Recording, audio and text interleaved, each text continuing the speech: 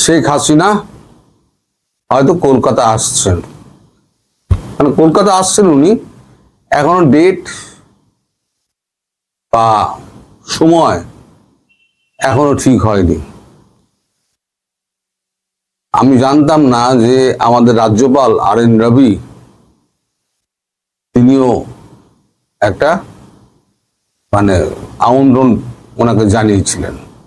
এর আগে শুভেন্দুকে ফোন করার পর শুভেন্দু একটা আমন্ত্রণ জানিয়েছিলেন, সে খবর তো আপনাদের আমি দিয়েছিলাম যে আপনি আমাদের এখানে কতদিন অতিথি হয়ে এসে থাকলে আমরা আপনাকে সেবা করার সুযোগ পাই, আমাদের এখানে দয়া করে আসুন কলকাতাতে।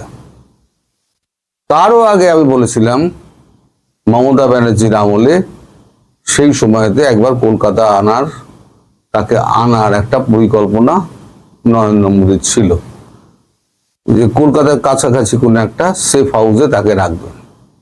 কিন্তু মমতা ব্যানার্জির মানে আপত্তিতে সেটা হয়ে ওঠেনি। এখন সরকার বদলের পর এখন তাকে আবার কলকাতায় আনার ব্যাপারটা চিন্তা করা হচ্ছে। আপাতত যা ঠিক হয়েছে, তিনি এসে প্রথমে রাজভবনেই উঠবেন। এখন বাড়ি টাড়িগুলো একটা সেফ হাউস দেখা হচ্ছে, তারপর সেফ হাউস তৈরি হয়ে গেলে, ফার্নিচার ঢুকে গেলে, সিকিউরিটি রেডি হয়ে গেলে তিনি ওখানে চলে যাবেন, আপাতত কিছুদিন ওখানে থাকবেন, তারপরে আবার দিল্লি যাবেন। এখন তার আগে মানে দেরিটা হচ্ছে কেন, তার আগে কূটনৈতিক কিছু সমাধান আছে। আমরা মনে আছে, আপনারা সবাই জানেন যে আমাদের এখানে বিজেপি জয়লাভ করাতে ডোনাল্ড ট্রাম্প নরেন্দ্র মোদীকে অভিনন্দন জানিয়েছেন। আচ্ছা, একটা রাজ্যের ইলেকশনে জয় পেয়েছে, বিপুল ভোটে জয় পেয়েছে, তার জন্য ডোনাল্ড ট্রাম্পের কি এসে গেল? আসলে ডোনাল্ড ট্রাম্প যাচ্ছেন এখন বেজিংয়ে এখন শি জিনপিংকে একটু টুপি মারতে হবে, নাহলে আমেরিকার অবস্থা খুব খারাপ। ধারের বোঝা 141 ট্রিলিয়নে পৌঁছে গেছে, 41 ট্রিলিয়নে পৌঁছে গেছে। প্রতি 9 মাসে 1 ট্রিলিয়ন করে বাড়ছে। এই অবস্থায় বিভিন্ন জায়গা থেকে উনি তোলার চেষ্টা করেছেন, কিন্তু কোথাও কিছু করতে পারেননি, ট্যারিফ বসিয়ে কিছু করতে পারেননি। উল্টে ওনার জনপ্রিয়তা ক্রমশ হ্রাস পাচ্ছে। উল্টো দিকে ভাবুন, ভারতের সঙ্গে একটা সেকেন্ড চ্যানেলে মার্কো রুবিও এবং জেডি ভান্স বরাবর একটা মানে কথাবার্তা চালিয়ে যাচ্ছে, এবং ঠিক হয়েছিল যেটা আমি আপনাদের বলেছিলাম যে ওভারল্যাপিং পদ্ধতিতে কাজ করা হবে। এখন তারেক রহমানকে যে বসানো হয়েছিল ভারত এবং মার্কিন যুক্তরাষ্ট্রের সহমতে, তারেক রহমান সেই পথে হাঁটছেন না। তিনি আবার পাকিস্তানের পথ ধরেছেন এবং কোনো শর্ত তিনি পূরণ করেননি। পাকিস্তানের পাশাপাশি তিনি করছেন কি, চীনের সঙ্গে সম্পর্ক করছেন, যেটা একেবারে দুচক্ষের বিষ আমেরিকার কাছে। আর আমেরিকা জানে ভারতকে যদি কাছে রাখতে হয়, তাহলে সেক্ষেত্রে আমেরিকার উচিত হবে ভারতের সঙ্গে সখ্যতা বাড়ানো। কারণ চীনের চোখে চোখ রেখে কথা বলতে পারে একমাত্র ভারত। আর চীন এখন খুব বিপদের মধ্যে আছে, চীনের এখন বাজার দরকার। এখন ভারতের বাজারটা চীন নেওয়ার জন্য মুখিয়ে রয়েছে। ভারতও লালিপাপের মধ্যে ঝুলিয়ে রেখে দিয়েছে, ঠিক আছে আস্তে আস্তে খুলবো, তোমার অবস্থা দেখে তারপরে খুলবো। এই যে মার্কো রুবিও এই মাসে আমাদের এখানে আসছেন, সম্ভবত মার্কো রুবিওর আসার ডেটটা ঠিক হলে তারপরে হয়তো শেখ হাসিনা কলকাতা আসবেন। কারণ মার্কো রুবিও বলেছেন তিনি শেখ হাসিনার সঙ্গে কথা বলতে চান, এই তারেক রহমানের সরকারকে উৎখাত করার ব্যাপারে। যেমন জয়শঙ্করের সঙ্গে কথা বলবেন তিনি, তেমনি শেখ হাসিনার সঙ্গেও কথা বলার ইচ্ছে প্রকাশ করেছেন। এখন মার্কো রুবিওর যতক্ষণ না পর্যন্ত ভিজিটটা কনফার্ম হচ্ছে, মানে কবে আসছেন, ততক্ষণ পর্যন্ত শেখ হাসিনার প্রোগ্রামটা ঠিক করা যাচ্ছে না। এইখানেই একটা গোল বেঁধেছে। তারপরে আবার কি, এদিকে আছে মায়ানমার এবং আরাকান আর্মি। এখানে তিনটে পক্ষ আছে। একটা তো হচ্ছে রাশিয়া, তার ইনভেস্টমেন্ট রয়েছে। একটা ভারত, তার কালাদান প্রজেক্ট আছে। আর একটা হচ্ছে চীন, তার বিআরআই প্রজেক্ট আছে। ফলে এখানে একটা ত্রিমুখী একটা, মানে কি বলবো, এটা ত্রিমুখী, আমার শব্দ চয়নে মাঝে মাঝে গন্ডগোল হয়, মাফ করবেন। ত্রিমুখী ব্যবস্থাপনা একার দিকে ঝোল টানবে, সেই নিয়ে এখন কিন্তু দড়ি টানাটানি হচ্ছে, কে কতটা আদায় করে নিতে পারে।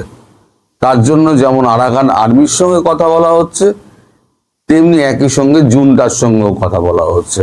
এই দুপক্ষই, তিন পক্ষই কিন্তু কথা বলে যাচ্ছে, রাশিয়া, চীন, ভারত।